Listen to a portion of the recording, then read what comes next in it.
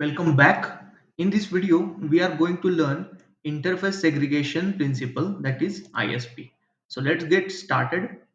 The Interface Segregation Principle, ISP, is one of the solid principles in software design, and it states that a class should not be forced to implement interfaces it does not use. In other words, a client should not be forced to depend on interfaces it does not use. So we are going to understand this with example as well.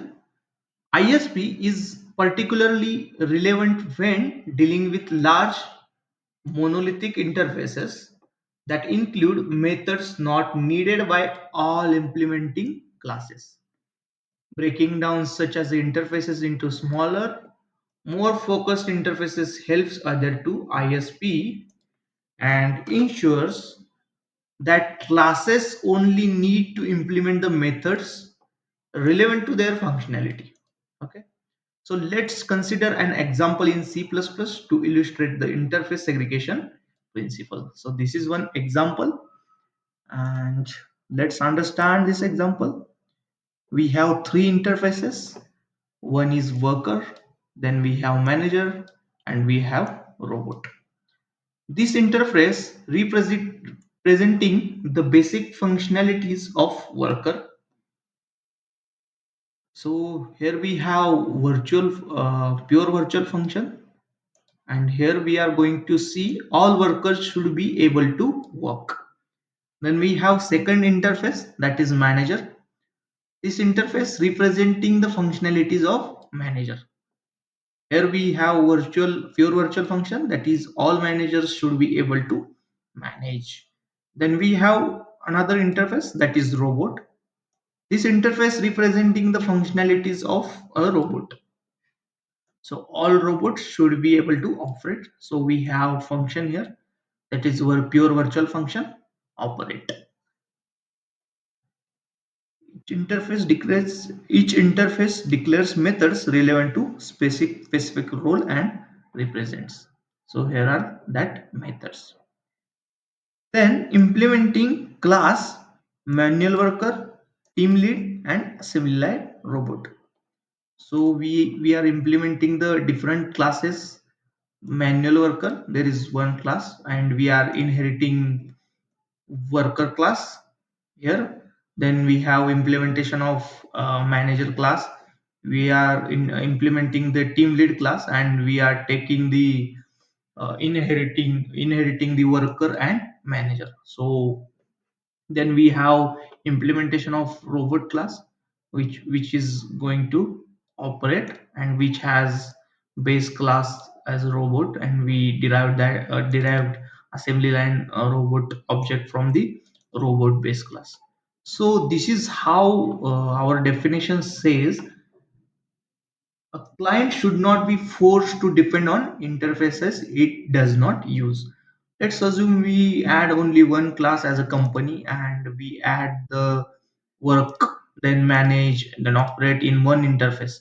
So we need to use all these interfaces. We need to inherit all the things into the other classes, that manual worker, team lead, and assembly line robot. So this is how segregation happens, and this is called as interface segregation principle.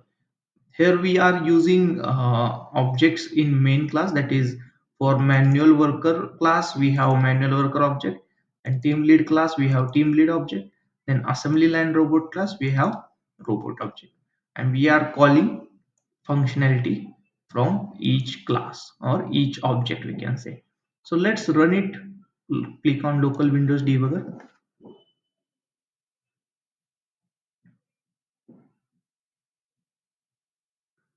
Program is running successfully, and we are waiting for results.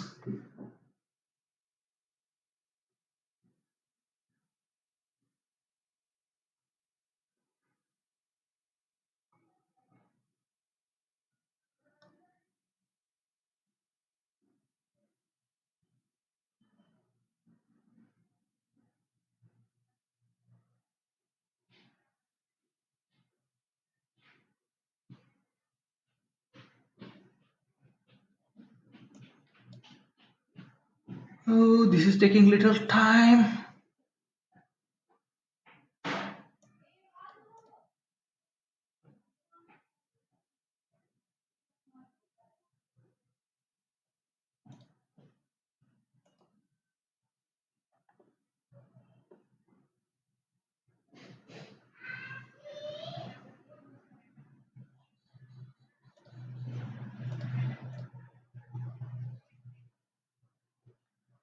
Let's run it again.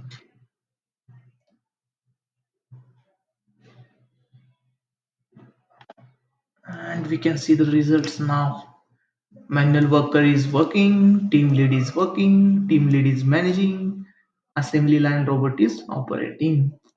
So this is simple example of interface segregation principle, which is ensuring that classes are not forced to implement a method they don't use. Each class can implement only the interfaces relevant to the functionality. This promotes a more modular and maintainable design. So this is how it works. So if you have any questions on interface segregation principle, you can add in question sections. That's it for this video. Thank you.